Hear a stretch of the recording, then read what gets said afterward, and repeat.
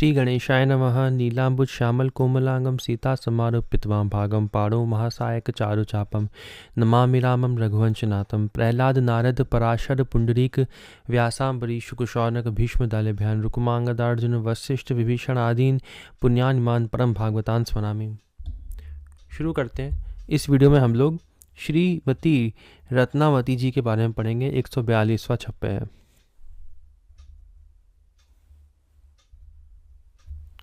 तो शुरू करते हैं। सबसे पहले दिया हुआ है छप्पे, उसको पढ़ लेते हैं। पृथ्वीराज नृप कुल वधु भक्त भूप रत्नावती कथा कीर्तन प्रीति भीर भक्तन की भावे महामोह छो मुदित नित्य नन लाल लड़ावे। मुकुंद चरण चिंतवन भक्ति महिमा ध्वजधारी पति पर लोभ न कियो टेक अपनी नहीं टारी। भलपन सबे विशेष ही आमेर सदन सुख सुन खाजिती पृथ्वीराज नृप कुलवधु भक्त भूप रत्नावती। तो इसका भावार्थ पढ़ लेते हैं। लिखा है, जयपुर के निकट आमेर नगर में निवास करने वाली सुनखा जीत की पुत्री रत्नावती जी में सब प्रकार की भलाइयां विशेष रूप से विद्यमान थीं। आप महान भक्त राजा श्री पृथ्वीराज के कुल की वधू थीं तथा भक्तों में श्रेष्ठ थीं। तो जो हम लोगों ने पिछली वीडियो में पृथ्वीराज जी के बारे में पढ़ा था, तो उन्हीं की ये कुल वधू थीं। भगवान की कथा सुनने में, कीर्तन करने में आपको बड़ा प्रेम था। भक्तों की भीड़ आपको अच्छी लगती थी। बड़े बड़े महामहोत्सवों को करके प्रसन्न होती थीं। नित्य नंदलाल जी को लाल लड़ाती थीं। भगवान के श्री चरण कमलों के चिंतन ध्यान में मग्न रहकर आपने भगवत भक्ति की पताका फहराई। भक्ति के आचरण में बाधा करने वाले पति पर लोभ ना करके उनसे अपने मन को हटा लिया और संत भगवंत की भक्ति रूप अपना प्रण नहीं छोड़ा। अब छप्पे में आया है, पृथ्वीराज नृप कुल वधु भक्त भूप रत्नावती। उसके लिए लिखा है, पृथ्वीराज जी के वंश में अनेक भक्त हुए। भक्त वंश का प्रभाव है। पृथ्वीराज एवं बालाबाई का प्रभाव रत्नावती पर पड़ा, उनसे भी प्रेरणा मिली। और लिखा है यहाँ पे भक्त भूप रत्नावती। उसके लिए लिखा है, जो भगवान की सेवा करते हैं वह भक्त हैं, और जो भगवान और उनके भक्तों दोनों की सेवा करते हैं वह भक्त राज हैं। जैसे गोवर्धन को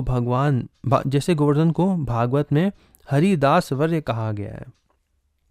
आगे है, नित्य नंद लाल लड़ावे, जैसा छप्पे में लिखा है। उसके लिए लिखा है, 252 वैष्णव वार्ता में लिखा है कि इनकी दासी गोसाई श्री विट्ठल नाथ जी की शिष्या थी। जो रत्नावती जी की जो दासी थी ना, वो भक्त थी, उन्हीं का प्रभाव रत्नावती जी पे पड़ा, इससे वे भी भक्त बनी। तो जो उनकी दासी थी वो विट्ठल नाथ जी की शिष्या थी। दासी की भक्ति के प्रभाव से रानी एवं उनके पुत्र ने गोसाई जी से दीक्षा शिक्षा ली। उनके प्रभाव की वजह से विट्ठल नाथ जी से शिक्षा दीक्षा रानी ने भी ली और उनके पुत्र ने भी ली। श्री बालकृष्ण की उपासना का रहस्य बताया विट्ठल नाथ जी ने। तभी से रानी नित्य नंदलाल को प्यार दुलार पूर्वक उपासना करती थी। ये लिखा है, ध्वजधारी मुकुंद चरण चिंतवन भक्ति महिमा ध्वजधारी। तो ध्वजधारी के लिए लिखा है, वैष्णवों के चिन्ह कंठी तिलक आदि को धारण करना ही ध्वजा फहराना है। तो उसी के लिए लिखा है ध्वजधारी। फिर लिखा है, पति पर लोभ न कियो टेक अपनी नहीं टारी। टेक अपनी नहीं टारी मतलब बात अपनी नहीं टारी। तो उसके लिए लिखा है, पति की सेवा करना धर्म है और भगवान की सेवा परम धर्म है। सामान्य धर्म को छोड़कर परम धर्म का पालन करना अनुचित नहीं है। गोपी भाव का अनुसरण करना निंदनीय नहीं है, जैसे श्री मीराबाई, श्री करमेती बाई आदि ने किया। टेक अपनी नहीं टारी, ये भक्त का मुख्य लक्षण है। देखिए कवित्त 9 में, प्रतिज्ञा नियम छोड़ देने से पुण्य नष्ट हो जाते हैं। तो उसमें भी जो यहाँ कवित्त दिया उसमें भी लिखा है कि नियम छोड़ने से पुण्य नष्ट हो जाते हैं, लोक में निंदा भी होती है। अब आगे प्रियादास जी कवित लिखे हैं, उसको पढ़ लेते हैं। आमेर के राजा मान सिंह जी, उनके छोटे भाई माधो सिंह जी, उनकी रानी श्री रत्नावती जी थी। अब उन्हीं के चरित्र का वर्णन किया जाता है। इनके समीप सेवा के लिए एक दासी रहती थी। वह भगवत भक्ता लंबी लंबी श्वास में लेकर बार बार भगवान नाम सप्रेम उच्चारण करती थी। प्रेम युक्त भगवान नाम सुनते सुनते रानी श्री रत्नावती के हृदय में भी भगवत प्रेम का उदय हो गया। वह दासी कभी नवल किशोर, कभी नंद किशोर और कभी हा वृंदावन चंद्र कहकर आंखों में पानी भर लेती थी। इस प्रकार प्रेम में व्याकुल होकर उच्चारण किए हुए भगवान नामों को सुनकर रानी भी प्रेम कुल हो गई और उनके मन में आया कि मैं इस प्रकार के भगवान नामों को सुनती ही रहूं। दासी की प्रेममयी अवस्था रानी के लिए बिल्कुल नई थी। रानी ने पहचान लिया कि इस दासी के हृदय में विशुद्ध भगवत प्रेम है। मान सिंह राजा ताको छोटो भाई माधो सिंह, ताकि जानो तिया जा की बातें ले बखानी है। डिग जो खवासेनी सो श्वासनी भरत नाम, रटती जटित प्रेम रानी उर आनी है। नवल किशोर कभू नंद के किशोर कभू, वृंदावन चंद कहीं आँखी भरी पानी है। सुनत विकल भई सुनी बे की चाह भई, रीति है नई कछु प्रीति पहचानी है। तो टिप्पणी में नीचे लिखा है श्वासनी भरत नाम, जो हमने लिखा था भगवान का नाम श्वास से वह गाती थी। उसके लिखा है ऐश्वर्य की अपेक्षा भगवान के माधुर्य नामों में अधिक आकर्षण होता है। इसलिए लिखा है श्वास श्वास प्रति नाम रटूं, वृथा श्वास मति खोए, ना जानो यह श्वास को आवन होए ना होए। सुनिबे की चाह लिखा है, जो सुनिबे की चाह भई, उसके लिए लिखा है श्याम द्रगन की चोट बुरी री, ज्यों ज्यों नाम लेत तू वाको, मुँह घायल पै नून पुरीरी। ना जानो अब सुधी बुधि मोरी, कौन विपिन में जाए दुरीरी। नारायण नहीं छूटत सजनी, जाकी जासो प्रीति जुरीरी। रानी की पहले भोगों की चाह थी, अब प्रेम की चाह हुई। ये नई रीति है।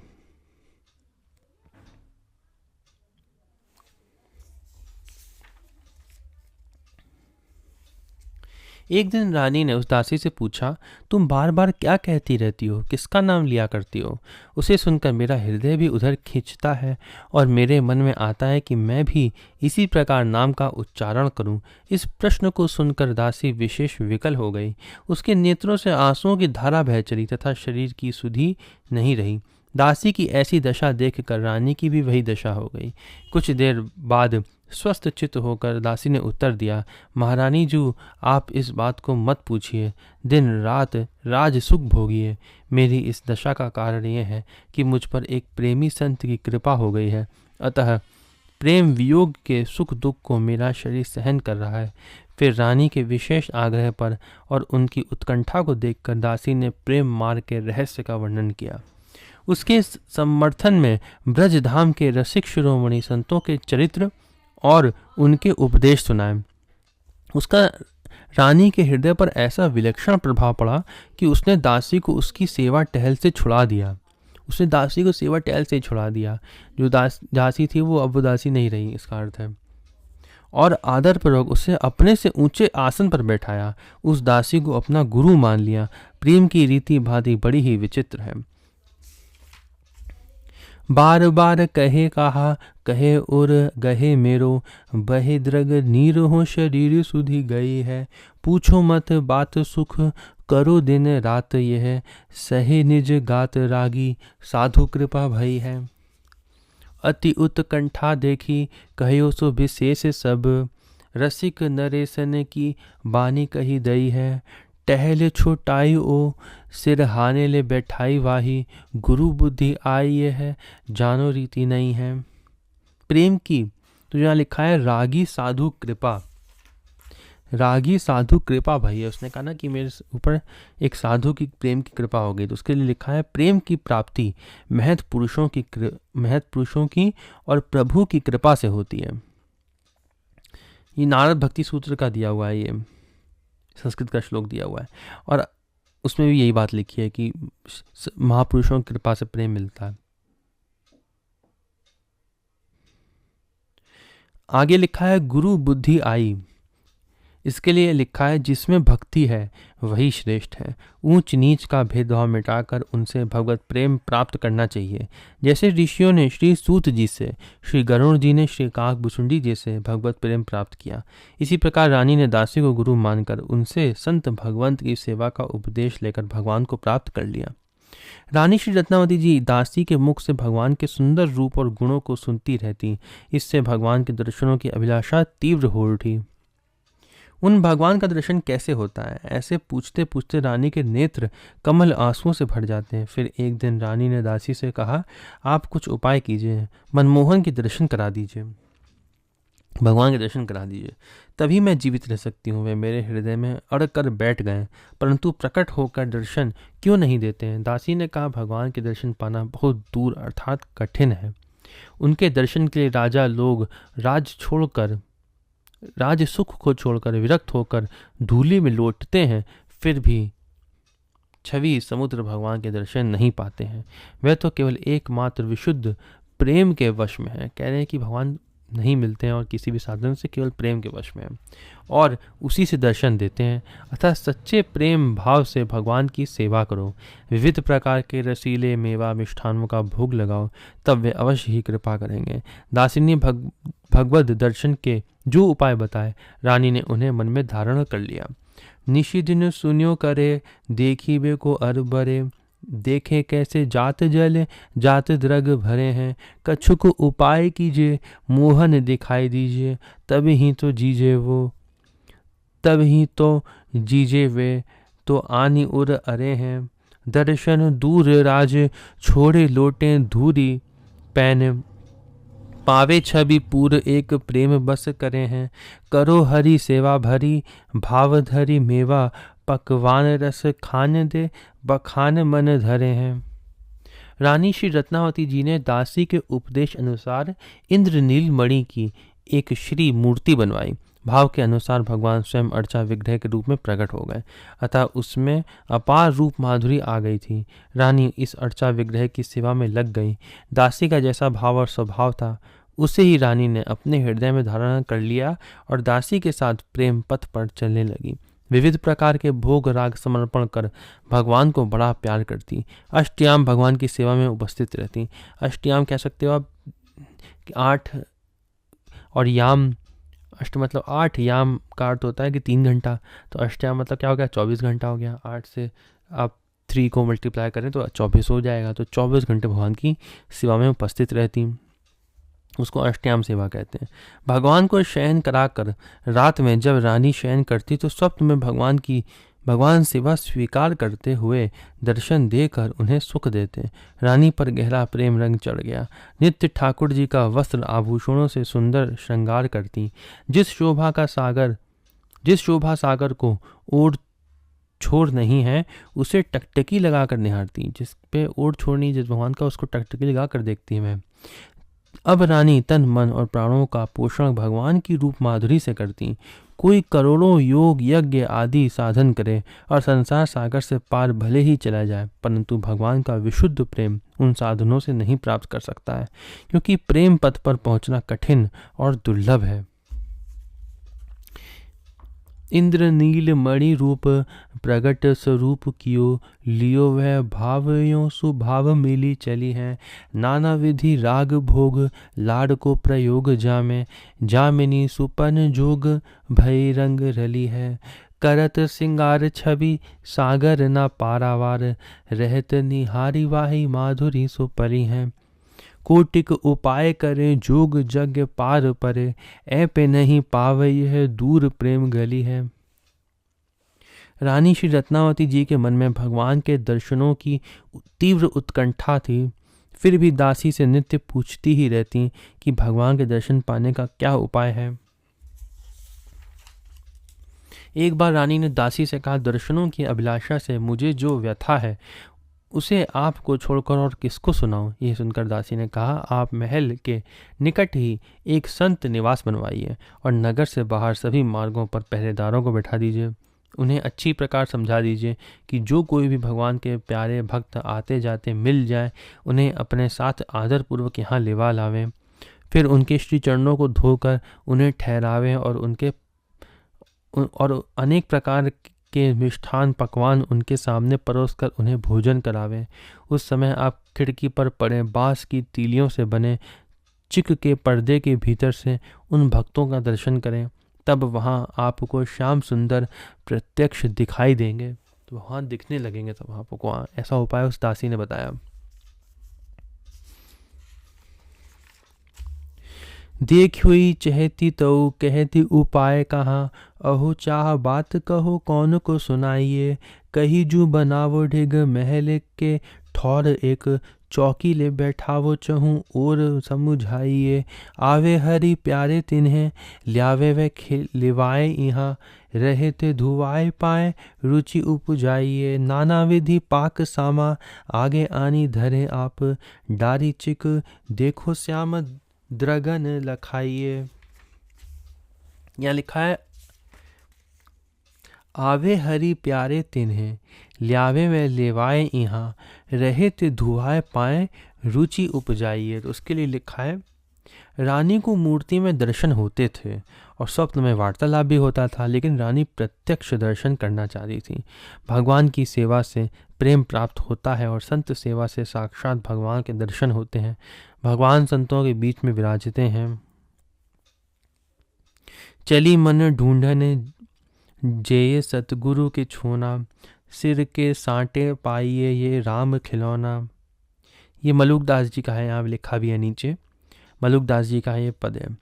क्या लिखा है? चली मन ढूंढन जे सतगुरु के छोना, सिर के सांटे पाइए ये राम खिलौना।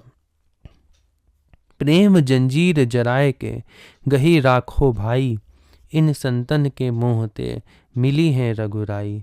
कृष्ण कृष्ण नित पढ़ते हैं सुचते चित्त लागे, पाए टिके नहीं पाप के सब ही दुख भागे। कह मलूक सब छाड़ी के गहीले ये हाला, जोई जोई मूर्ति संतन की सोई देखी गोपाला। संतों की मूर्ति ही गोपाला है, इसमें ऐसा लिखा है। आगे पढ़ते हैं, लिखा है रानी श्री रत्नावती जी के महल के निकट संत निवास बन गया और वहाँ भगवान के प्यारे भक्तजन आने लगे। रानी उनकी सेवा करती और उनका दर्शन करती।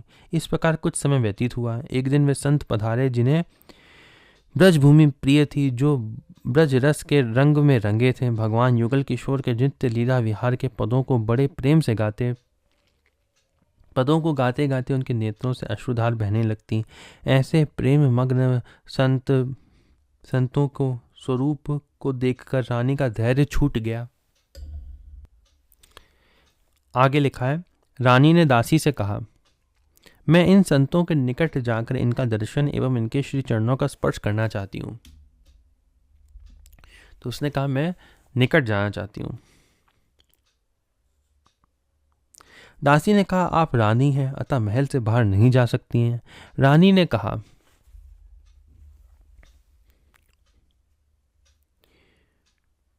रानी पने को मैंने त्याग दिया है, अब मैं संतों की दासी हूँ। आप यह बताओ कि मेरे इस शरीर के अंगों में से कौन सा अंग रानी है?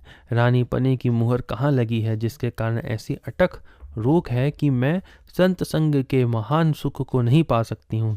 इतना कहते कहते रानी उठकर चली ही थी कि दासी ने हाथ पकड़कर रोक लिया। रानी बोली, अब मुझसे नहीं रहा जाता है। आप विचार कर ये बताइए कि कुल की लज्जा से सत्संग न करके दुख सहना या उसे त्याग कर सत्संग सुख प्राप्त करना उचित है। आवे हरि प्यारे साधु सेवा करी टारे दिन, कीहूँ पाव धारे जिन्हें ब्रज भूमि प्यारी है। जुगुल किशोर गावे नैननी बहावे नीर, हुए गई अधीर रूप द्रगनि निहारिये। पूछी वा खवासिन सो जू रानी कौन अंग, जाके इतनी अटक संग भंग सुख भारिये। चली उठी हाथ गयो रहियो नहीं जात अहो, सहियो दुख लाज बड़ी तनक विचारिये। रानी श्री रत्नावती जी ने अपनी दासी गुरु से कहा, मैंने अपने मन में खूब सुविचार कर देख लिया है। भगवान के रूप माधुर्य का रस सब सुखों का सार तत्व है। अतः अब मैं लोक लज्जा और कुल की मर्यादा को बिल्कुल त्याग कर उसी का आहार आस्वादन करूंगी। ऐसा कहकर दासी के रोकते रोकते रानी राजमहल से उतरकर वहां आ गई जहां सुखप्रद संत विराजमान थे। उसने उनके चरणों में लिपट कर प्रार्थना की, भगवान अपने हाथों से परोसकर साधु संतों को प्रसाद पवाने की बड़ी भारी अभिलाषा है। लाख लाख प्रकार से कहने पर भी उसका वर्णन नहीं हो सकता है और लाख प्रयत्न करने पर भी उसे मन से दूर नहीं किया जा सकता है। आप लोग मुझे जैसी आज्ञा देंगे मैं वही करूँगी और मुझे उसी में सुख होगा। संतों ने अच्छी प्रकार से देख सुनकर यह जान लिया कि रानी भक्त भगवंत के प्रेम में डूबी हुई है, अतः उन्होंने कहा, जैसी तुम्हारी मन की अभिलाषा है वैसा करो, इससे कुछ भी हानि नहीं होगी। संतों की ऐसी आज्ञा रानी को बहुत ही प्रिय लगी। देखियो में विचारी हरि रूप रस सार ताको, कीजिए आहार लाज कानिनी के टारिये। रोकत उतरी आई जहाँ साधु सुखदाई, आनी लपटाई पाए विनीति ले धारिये। संतन जिमाए बेकी निज कर अभिलाष, लाख लाख भांतन सो कैसे के उचारिये। आज्ञा जोई दीजे सोई कीजे सुख वाही में, जू प्रीति अवगाही कही करो लागी प्यारी है। रोकत उतरी आई लिखा है ना यहाँ पे, रोकत उतरी आई जहाँ साधु सुखदाई। उसके लिखा है प्रेम के प्रबल प्रवाह में लज्जा और मर्यादा का बांध टूट जाता है, अतः भक्त उनको त्याग कर भगवान की तरफ दौड़ते हैं। दासी के प्रेम में किसी प्रकार की कमी नहीं थी, लेकिन रानी का प्रेम उत्तरोत्तर बढ़ता ही चला गया और दासी के प्रेम से भी ज़्यादा बढ़ गया। दासी ने पहले कहा था कि भगवान को प्राप्त करने के लिए बड़े बड़े राजा राज्य त्याग कर वन में उनकी आराधना करते हैं, इसलिए रानी ने दासी की आज्ञा का ही पालन किया है, उल्लंघन नहीं किया। तो जो वो बाहर गई उनकी आज्ञा का उल्लंघन करके, वह भी उल्लंघन नहीं हुआ है, क्योंकि उसने पहले कहा था कि वह राज की बेड़ियों को तोड़कर आगे जाते हैं, तो इसलिए उस रानी ने उसी का आज्ञा का पालन किया है, उल्लंघन नहीं किया है। महल से उतरकर जब रानी संतों के समीप आई तो वे ही भगवंत के रूप में दिखाई पड़े, तो वो उनको भगवान के रूप में दिखाई पड़े वो संत। पुनः भगवंत से संत रूप के दर्शन हुए, तभी रानी ने स्वयं सेवा करने की इच्छा प्रकट की। फिर वो भगवान के रूप से संत के रूप में दिखने लगे। तात्पर्य संत भगवत में कोई अंतर नहीं है, संत कृपा से भगवत कृपा और भगवत कृपा से संत कृपा होती है। प्रसिद्ध उक्ति है कि प्रेम में नियम नहीं होता है। तद अनुसार साधु संतों की अनुमति प्राप्त कर रानी रत्नावती सोने के थाल में विविध प्रकार के व्यंजनों को सजाकर बड़ी उमंग के साथ आई। उस समय उसके नेत्रों से अश्रुधारा बह चली। रानी ने बड़े प्रेम के साथ परोस कर संतों को भोजन कराया। रानी का सागर के समान अपार अतः प्रेम देखकर साधु लोग भी प्रेम सागर में गोते लगाने लगे, उनके हृदय द्रवित हो गए। रानी का विलक्षण प्रेम देखकर वे भी टकटकी लगाकर दर्शन कर रहे थे। भक्त दर्शन की उनकी अभिलाषा आज पूरी हो गई। भोजन कराकर रानी ने सबको चंदन लगाया और तांबूल दिखाया। पुनः भगवत चर्चा चलाई, संतों के श्रीमुख से भगवत वार्ता को सुना। भक्त भगवान की रूप माधुरी का दर्शन कर रानी के नेत्र सजल एवं सरस हो गए। उधर संपूर्ण आमेर नगर में शोर मच गया कि रानी पर्दे से बाहर निकलकर वैरागियों के बीच में आ गई है। लोग देखने के लिए उमड़ पड़े। भक्तों को सुखी एवं दुष्टों को दुखी जानकर राजा के मंत्री ने यह समाचार लिखकर राजा के पास दिल्ली भेज दिया। प्रेम में ना नेम हेम थार ले उमगी चली द्रग धार सो पर उसी के जीवाए हैं। भीजी गए साधु ने है सागर अगाध देखी, नैननी निमेख तजी भय मन भाए हैं। चंदन लगाए आनी बीरियु खवाए श्याम, चर्चा चलाई चख रूप सर साए हैं। धूम परी गांव झूमी आए सब देखी बेको, देखी नृप पास लिखी मानस पठाए हैं।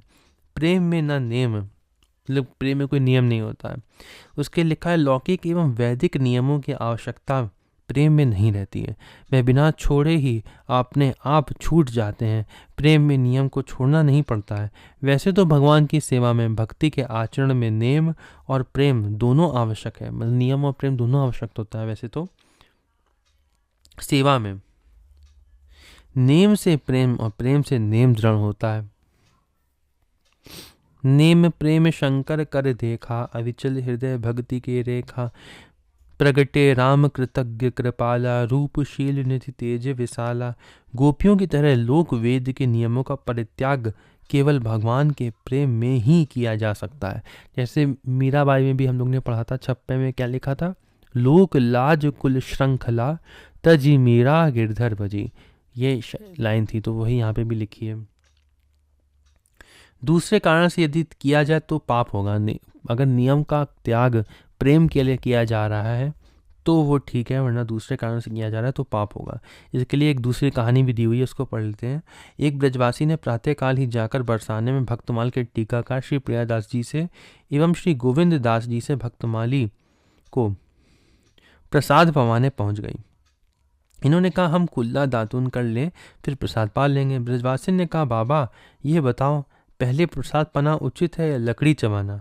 उसके प्रेम को देखकर इन्होंने पहले प्रसाद ही ग्रहण किया। महारानी, अब आगे पढ़ते हैं। महारानी रत्नावती जी ने भगवत कृपा के बल पर निशंक और निडर होकर कुल की मर्यादा के विपरीत नया मार्ग अपना लिया है और वह लज्जा को छोड़कर मुंडे वैरागियों की भीड़ में जाकर बैठ गई है। मंत्री के द्वारा लिखा गया उक्त आशय पत्र लेकर दूत राजा के पास पहुंचे। उन्होंने पत्र दिया और समाचार कह सुनाया। पत्र को पढ़ते और दूत के मुख से सारा हाल सुनते ही राजा के शरीर में आग सी लग गई। संयोगवश इसी बीच रानी श्री रत्नावती जी के सुपुत्र रसिक श्री प्रेम सिंह जी वहां आए। तो संयोग से जो उनके पुत्र थे वो भी वहां पे आए, वो भी भक्त थे, ठीक है। उनके मस्तक में तिलक और गले में तुलसी कंठी माला थी। उन्होंने राजा को प्रणाम किया। समीप के लोगों ने राजा को बताया कि राजकुमार श्री प्रेम सिंह जी प्रणाम कर रहे हैं। ये सुनकर राजा ने प्रेम सिंह जी से कहा, आर्य वैरागिन का बेटा। क्या कहा? आर्य वैरागिन का बेटा। ये सुनकर इनके मन में बड़ी पीड़ा हुई। हुए करी निसंक रानी बंक गति लई नहीं, दई तजी लाज बैठी मोड़नी की भीड़ में। लिखियो ले दीवान नर आए सो बखान कियो, बाची सुनी आँच लागी नरप के शरीर में। प्रेम सिंह सुत ताही काल सो रसाल आयो, भाल पे तिलक माल कंठी कंठ तीर में। भूपु को सलाम कियो नरनी जताए दियो, बोलियो आव मूड़ी के रे पर्यो मन पीर में। तो उन्होंने एक तरीके से कमेंट करा उनके लिए और गलत भाव में किया, इसलिए उनको वह दुख हुआ, वो पीड़ा हुई ये सुनकर। लेकिन फिर उन्होंने चिंतन किया और फिर सोचा कि वैरागिन का बेटा का है तो बहुत अच्छी बात कही है ना। तो इसलिए आगे पढ़ते हैं क्या लिखा है। श्री प्रेम सिंह को अपमानित कर क्रोध में भरा हुआ राजा भीतर चला गया। इधर श्री प्रेम सिंह जी के मन में दुख हो रहा था। समझ में नहीं आ रहा था कि राजा ने ऐसा क्यों कहा। पीछे उन्होंने लोगों से पूछा तो उन्होंने आमेर से आए पत्र का सब समाचार कह सुनाया। तब श्री प्रेम सिंह जी के मन में विचारा कि अहो धन्य है, वैरागी ही हमारी जाति है। माता जी के द्वारा प्राप्त भक्ति के संस्कार उदय हो गए।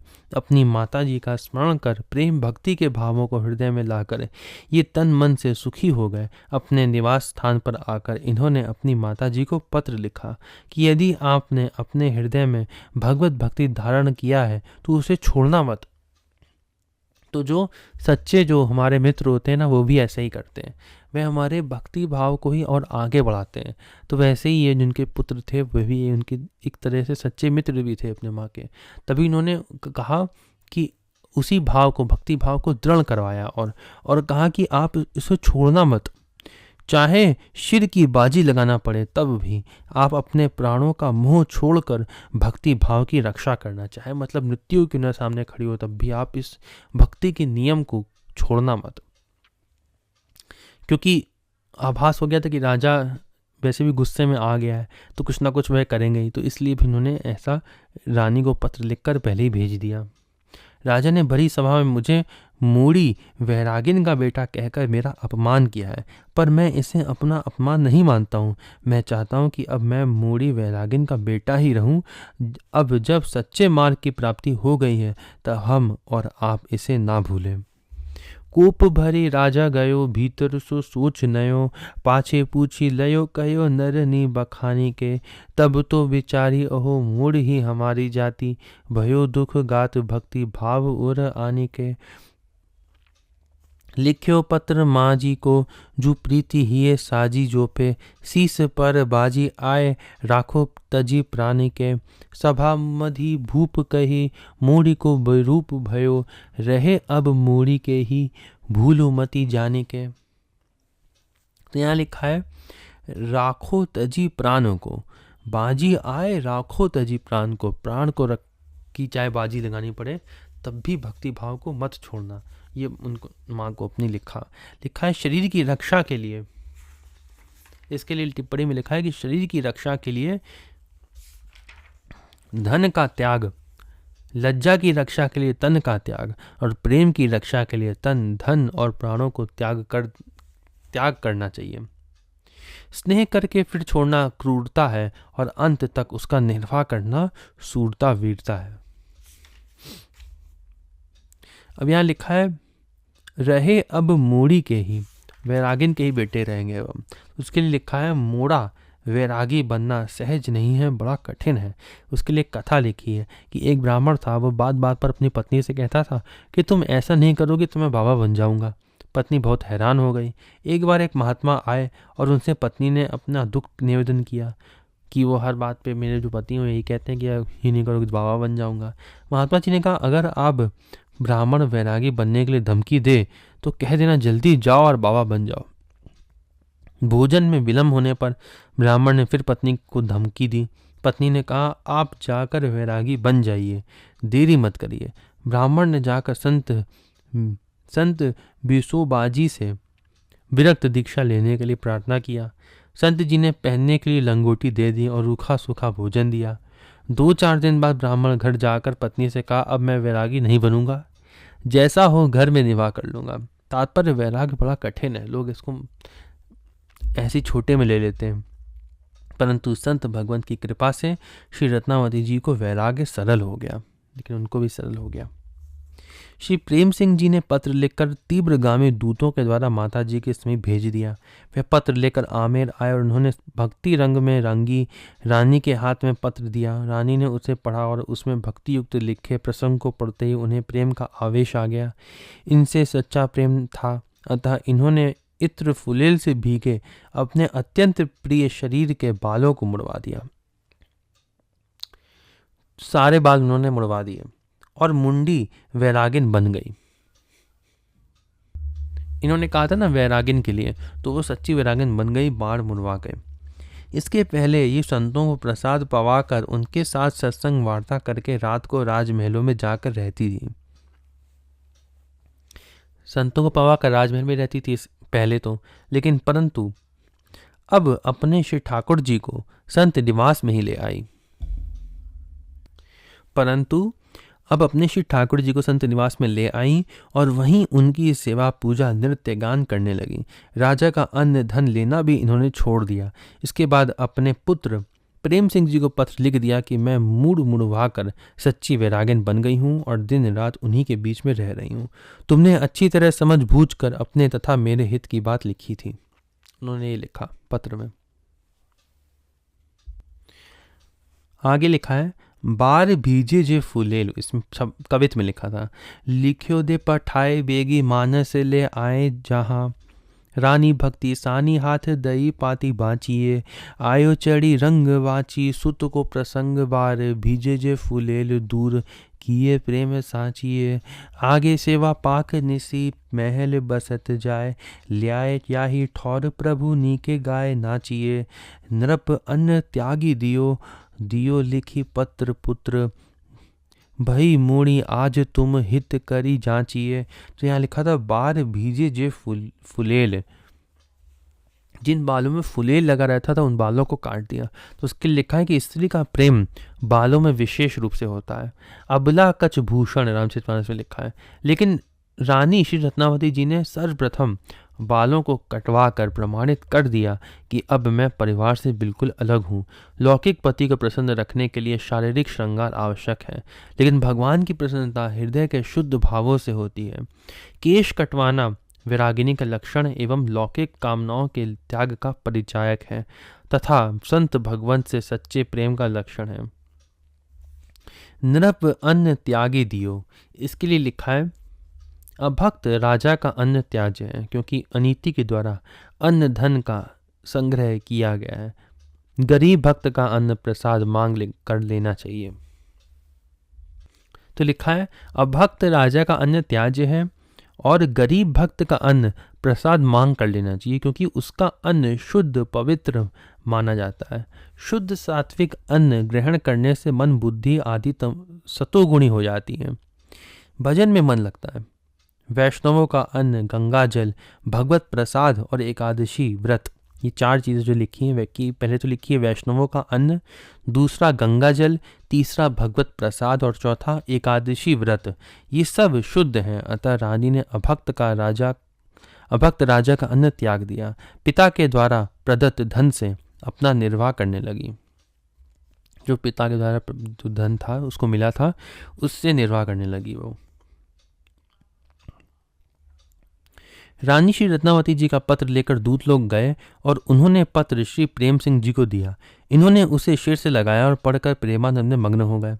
आज से भगवद दासों में हमारी गिनती हो गई, ये दूसरा जन्म मानकर मन में उल्लास हुआ। बहुत सी संपत्ति साधु ब्राह्मण और दीनों को बांटी।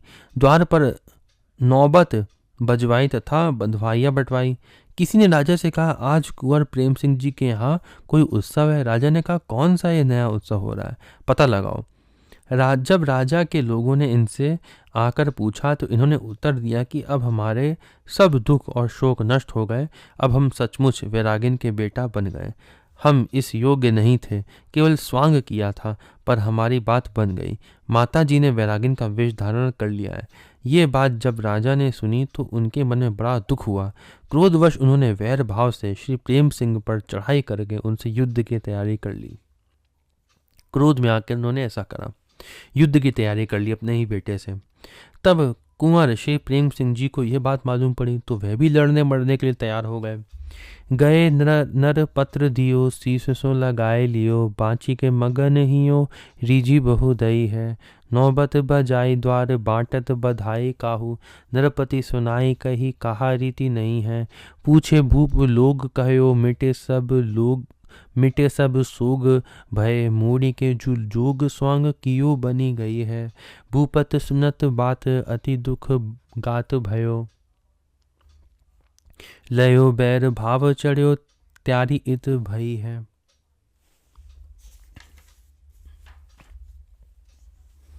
पिता पुत्र में युद्ध की तैयारी देखकर हितैषी लोगों ने राजा को अच्छी तरह से समझाया है कि लड़के के साथ युद्ध करने से सारे विश्व में आपकी निंदा होगी। बुद्धिमान शुभ चिंतकों ने उधर श्री प्रेम सिंह जी को भी यही कहकर समझाया। दोनों के जो शुभ चिंतक है दोनों ने यही समझाया है कि युद्ध करने से निंदा होगी। इन्होंने कहा लौकिक विषयों के लिए मैंने अब तक करोड़ों जन्म गंवाए हैं, ये एक भगवान की भक्ति के काम आवे। मैं ऐसा ही चाहता हूँ, मुझे यही अच्छा लग रहा है कि बहुत सारे युद्ध लड़े हैं जिसमें से लौकिक इच्छाओं के लिए लड़े हैं, ये तो भगवान की भक्ति के लिए युद्ध है, तो ये मुझे अच्छा लग रहा है, प्रेम सिंह जी ने कहा।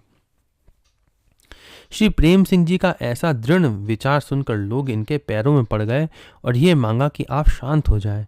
तब श्री प्रेम सिंह जी ने कहा जिसमें आप प्रसन्न हैं हमने वही दिया। लोगों ने कहा अभी कुछ समय के लिए इन बाजों का बजना बंद करवा दीजिए। लोगों ने उनके पैर पड़कर उनका क्रोध शांत करवा दिया और वे शांत हो गए, क्योंकि भक्त जो होते हैं वे ऐसे होते हैं कि सरल स्वभाव और शांत होते हैं, तो उन्होंने उनका गुस्सा शांत करवा दिया। राजा साहब आज ही रात को आमेर चले जाएंगे, और ये बाजे बंद करवा दिए उनसे। राजा साहब आज ही रात को आमेर चले जाएंगे, फिर आप जो चाहे वह करना। खूब नौबत बजवाए। प्रेम सिंह जी ने मान लिया, सज्जन मान लेते हैं। राजा नहीं माना, नौबत बंद हो गई कहकर लोगों ने राजा को शांत किया। फिर उनसे तो बैंड बाजे जो बज रहे थे वो बंद करवा लिया, और फिर लोगों ने शांत करवाया राजा को। राजा माधव सिंह जी दिल्ली से चल दिए और आमेर आ गए। फिर इनके नगर के निकट पहुंचते ही लोग आकर इनसे मिले और उन्होंने रानी का सब वृत्तांत कह सुनाया। अब राजा के मन में बड़ी चिंता हो गई। नरप समझाए राख्यो देश में छबाओ है बुद्धिवंत जन आए सुत सो जताई हैं। बोलियो विषय लागी कोटि कोटि तन खोए एक, भक्ति पर आवे काम यह मन आई है। पाए परी मांगी लई दई जो प्रसन्न तुम, राजा ने सी चलियो जाए करो जिये भाई है, आयो निज पुरा डिग ढूरी दर मिले आनी, कहियो सुबह खानी सब चिंता उपजाई है। राजा ने राजमहलों में पहुंचकर अपने मंत्रियों को बुलवाया और कहा, मेरी नाक तो कट ही गई, वह अब जुड़ नहीं सकती है, परंतु उसमें से जो लगातार खून बह रहा है उसको किसी प्रकार रोकिए। इसका अर्थ क्या है कि वैरागिन बनी रानी जब तक जीवित है तब तक संसार में मेरी निंदा की धारा बहती रहेगी। किसी प्रकार रानी को मरवा डालना आवश्यक है। अतः आप लोग कोई ऐसा उपाय सोचिए कि रानी मर जाए और हत्या का कलंक भी न लगे। जब राजा ने यह कहा तो किसी बुद्धिमान चापलूस मंत्री ने बहुत सोच विचार कर एक उपाय बताते हुए कहा, अपने यहाँ पिंजरे में जो सिंह बंद है उसे रानी के सामने छोड़ दिया जाए, वह रानी को मार डालेगा, तब फिर उसे पकड़वा लीजिएगा। इस मंत्रणा को गुप्त रखा जाए और बाद में यह प्रचार कर दिया जाएगा कि सिंह छूट गया और उसने रानी को मार डाला। यह उपाय सबको अच्छा लगा, पता भी नहीं चलेगा किसी को और काम भी हो जाएगा। ऐसा उपाय बताया लोगों एक मंत्री ने। यही किया गया, सिंह को छोड़ दिया। जब वह रानी की ओर आया तो उसे देखकर दासी ने कहा, देखो श्री नरसिंह जो आपकी ओर आ रहे हैं, दर्शन कीजिए। भक्त जो होते हैं वो हर समय भगवान को ही देखते हैं हर तरफ, तो उन्होंने कहा नरसिंह भगवान आ रहे हैं। भवन प्रवेश कियो, मंत्री जो बुलाए लियो, दियो कही काटी ना को लोहु निर्वारिये, मारिबो कलंक हु ना आवे, यो सुनावे भूप, काहू बुद्धिवंत ने बिचारी ले उचारिये। नाहर जू पिंजरा में दीजे छाड़ी लीजे मारी, पाछे थे पकारी वह बात दाबी डारिये, सबनी सुहाई जाए करी मन भाई आयो, देखियो वा खवासी कही सिंह जू निहारिये। जिस समय सिंह आया उस समय अनुराग रंग में भरी रानी भगवान की सेवा कर रही थी। उनके नेत्रों से अनुराग की वर्षा हो रही थी। सिंहजू का शुभागमन सुनकर रानी ने दृष्टि घुमाकर उधर देखा। रानी ने प्रेम भाव से पहचाना और उठकर उनका आदर करते हुए कहा, अहो धन्य है, आज मेरे बड़े भाग्य हैं जो मेरे घर पर मुझे दर्शन देने के लिए श्री नरसिंह भगवान पधारे हैं। रानी की सच्ची भावना थी, अतः भगवान ने अपनी उसी नरसिंह रूप की शोभा का दर्शन कराया। रानी ने फूलों की माला पहनाई और संवार कर तिलक लगाया, आरती की। उसके बाद सब प्रेम दर्शन किया तो चतुर्भुज शंख चक्र गदा पद्मधारी श्री नरसिंह जी की शोभा अत्यंत प्रिय लगी। रानी की पूजा स्वीकार करके श्री नरसिंह भगवान रानी के घर से निकले, मानो खम्भ फाड़ कर बाहर निकले हों। तत्काल उन्होंने हिरण्यकश्यपों के समान विमुखों के समूह को मार डाला। राजा को नहीं मारा क्योंकि वह रत्नावती के शरीर का पति स्वामी है और मैं उनके जीवात्मा का स्वामी हूँ। करे हरि सेवा भरी रंग अनुराग द्रग, सुनी है बात नेकु नैन उन टारे हैं, भाव ही सो जाने उठी अति सन माने अहो, आज मेरे भाग श्री नरसिंहजू पधारे हैं। भावना सचाई वही शोभा ले दिखाई फूल, माल पहिराई रचीटी को लागे प्यारे हैं, भौन ते निक सिधाए मानो खम्भ फारी आए, विमुख समूह तत्काल मारी डारे हैं। राजा को रानी का समाचार मिला। लोगों ने बताया कि रानी ने सिंह का पूजन किया। शांत भाव से पूजन स्वीकार कर वह वहां से निकला और सैकड़ों लोगों को मार कर जाने कहाँ गया, पता भी नहीं चला कहाँ गया। राजा ने सब बातें ध्यानपूर्वक सुनी। फिर वह अत्यंत नम्र होकर रानी के पास आया। रानी की भक्ति के प्रभाव से राजा की बुद्धि बदल गई, विभोर हो गई थी। अतः भूमि पर पड़कर साष्टांग दंडवत प्रणाम किया। इन्हें प्रणाम करते देखकर दासी के मन में दया भर गई और उसने रानी को सुनाकर कहा, देखो राजा महाराज प्रणाम कर रहे हैं। रानी ने कहा, ठीक है, राजा लाल जी को प्रणाम कह रहे हैं। रानी ने क्या कहा, ठीक है, राजा लाल जी को प्रणाम कह रहे हैं। फिर दासी ने आग्रह करते हुए कहा, आप जरा राजा की ओर घूम कर देखें। रानी ने कहा, ये आंखें एक ओर लगी हैं, अब दूसरी ओर नहीं जा सकती। राजा ने कहा, यह संपूर्ण राज्य और धन आपका ही है, आप इसे स्वीकार कर सेवा में लें। अब रानी को पति में या उनकी संपत्ति में लोभ नहीं रह गया था, अतः उसने कहा, राज सुख को आप भोगें, हमारी संपत्ति और सुख हमारे लाल जी हैं, अब यही हमको प्रिय लगते हैं। भूप को खबरी भई, रानी जू की सुधी लई, सुनीनी की भांति आप नम्र हुए के हाय हैं। भूमि पर साष्टांग करी हरि मति भई, दया आप आयवा के वचन सुनाए हैं। करत प्रणाम राजा बोली अजू लालजू को, नेकु फिरी देखो एक और लगाए हैं। बोलियो नृप राज धन सब ही तिहारो धारो, पति पेना लोभ कही करो सुख भाए हैं। एक बार राजा मान सिंह जी और माधव सिंह जी दोनों भाई काबुल की लड़ाई में विजय प्राप्त करके लौटते समय अटक नदी में नाव पर चढ़कर यात्रा कर रहे थे।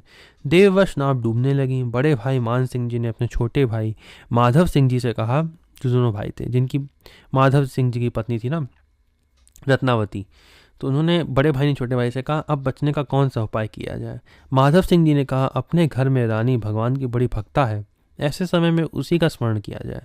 फिर दोनों भाइयों ने रानी श्री रत्नावती जी का ध्यान किया। उसका ऐसा अद्भुत प्रभाव हुआ कि नाव संकट से बचकर किनारे पर लग गई।